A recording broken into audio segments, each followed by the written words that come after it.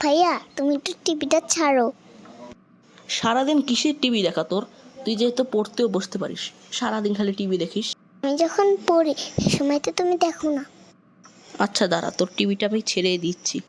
এখন বল, তুই টিভিতে আর কি দেখবি? আমি টিভিতে পড়াশোনার ভিডিও দেখি।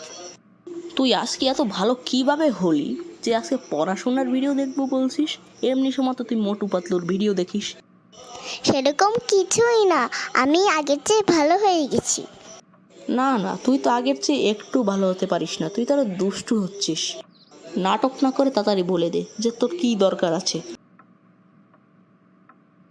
সেরকম কিছুই না, আমার একটা শুধু ফোনের দরকার আছে। তাই তো বলি, তোর এত ভালো হওয়ার কারণ কি?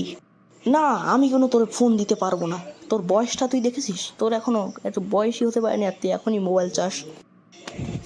আচ্ছা, আর তোর বাড়ি আমি জীবনে আসবো না।